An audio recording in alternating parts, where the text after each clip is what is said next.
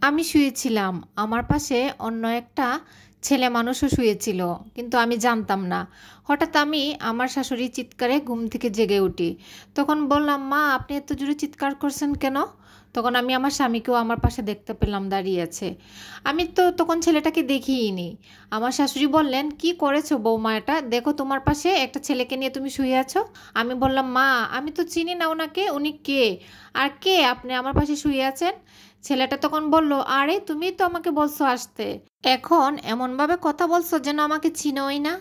আমি আপনাকে চিনি না।" তখন আমার স্বামী আমার চুলের মুঠো ধরে টেনে উঠিয়ে অন্য রুমে নিয়ে গেল। বলল যে, "এখন তোমার বাবাকে ফোন দিব আর তোমাকে বাড়ি থেকে বের করে দেবো তোমার বাবার সঙ্গে।" তখন আমি বললাম, "না না, আমার বাবাকে ফোন করো না। আমার বাবা হলো একজন অসুস্থ মানুষ, হার্টের রোগী। ওনাকে ফোন দিও না, তোমরা যা বলবা আমি তাই শুনবো।" আমার স্বামী তখন বলল, "আমার অজান্তে অন্য পুরুষকে নিয়ে রং তামাশা করো, রং ঢং করো, তাই না?" আমি বললাম, "না, এগুলো মিথ্যা কথা, আমি ওনাকে চিনি না।" তখন ছেলেটা বলল, "আচ্ছা ঠিক আছে, তুমি তো আমাকে বলছো আসার জন্য, এজন্যই আমি আসছিলাম। এখন এত কিছু হবে জানলে আমি আসতামই না।" ছেলেটা আরও বলল, "তুমি তো বলছো তোমার স্বামী দিয়ে তোমার শখ পূরণ হয় না, সেজন্যই আমাকে ডাকো ফোন করে আসার জন্য।" এই বলে ছেলেটা চলে যাচ্ছিল। তখন আমার স্বামী ছেলেটার কলার ধরে বলল, "তুমি এখন যেতে পারবা না। ওর বাবা আসলে ওর বাবার সামনে বলবা ও যে তোমাকে ফোন করে ডাকে প্রতিদিনই। সেই কথা বলে তারপর তুমি যাবা।" তারপর আমার স্বামী আমাকে বলল যে, "আচ্ছা ঠিক আছে, আমি তোমার বাবাকে ফোন দেবো না, কিন্তু তুমি এখন আমার বাড়ি থেকে বের হয়ে যাবা। তোমাকে আমি আর ঘরে রাখবো না।" এই শোনার পর আমি এখন কি করব ভাবতেছি। তারপর কি আর করা, বাড়ি থেকে আমি বের হয়ে গেলাম। আর যাওয়ার আগে ওই ছেলেটাকে বললাম, "আমি আপনাকে অভিশাপ দিচ্ছি, আল্লাহ আপনার বিচার একদিন ঠিক করবে। আমার সরলতার সুযোগ নিয়ে আপনি এত বড় একটা মিথ্যা কথা বললেন।" এই বলে আমি চলে গেলাম। আর ভাবতেছিলাম কোথায় যাব, বাবার বাড়িতেও যাওয়া যাবে না, বাবা অসুস্থ, আর এগুলো যে আমি বলতেও পারবো না।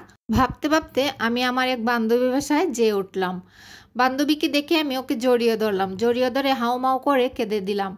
কান্না দেখে আমার বান্ধবী আমাকে জিজ্ঞেস করলো, "কাঁদছিস কেন?" তারপর আমি বললাম, "আগে আমাকে বসতে দে।" তারপর আমি আমার বান্ধবীকে সব কিছুই খুলে বললাম। আমার বান্ধবী শোনার পর বলল, "তাই নাকি? ঠিক আছে, এখন থাক এখানে, দেখা যাক পরে কি হয়।" তারপর এভাবে বেশ কয়েকদিন কেটে গেল। কিছুদিন যাওয়ার পর ভাবলাম যে এভাবে কি থাকা যায় কারো বাসায়? আমার নিজের তো একটা খরচ আছে। সেই ভেবেই আমি আমার এক ভাইকে ফোন করলাম।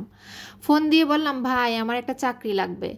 তো ভাই আমার কথা শুনে বলল, "তোর কিসের আবার চাকরি? তুই কেন চাকরি করতে যাবি? তোর জামাই তো ভালো টাকা ইনকাম করে।" আমি বললাম, "ঠিক আছে ভাই, এসব থাক, আমার একটা চাকরির দরকার, আমাকে একটা চাকরি দিবা।" সেই কথা শুনে ভাই বললে, "ঠিক আছে, আসিস তুই আমার অফিসে।" তারপরে আমি ভাইয়ের অফিসে গেলাম। যে আমি ভাইয়ের রুমে ঢুকতেই ওই ছেলেটাকে দেখতে পেলাম ভাইয়ের পাশে বসা। তখন আমি ছেলেটাকে ধরে একটা চড় দিলাম।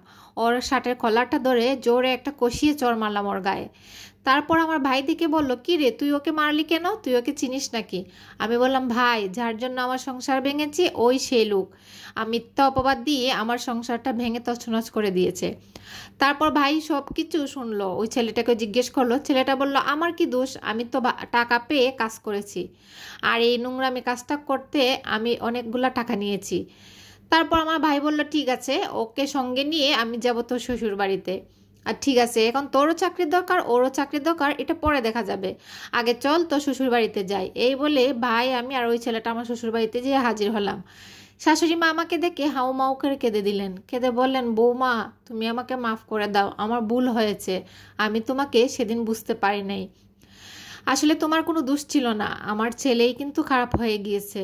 জানো, তুমি যাওয়ার পর আমার ছেলেটা অন্য নারী নিয়ে ঘরে আসে, প্রতিদিনই আসে।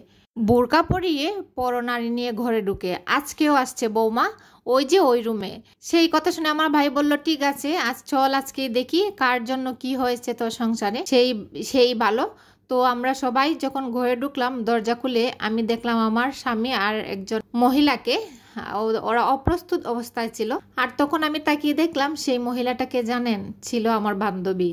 দেখে তো আমি অবাক হয়ে গেলাম। আমার বান্ধবীর জন্য আমার সংসারটা ভাঙলো। বান্ধবীর সঙ্গে কখনো নিজের স্বামীকে পরিচয় করে দিবেন না, তবে সব বান্ধবী এক নয়।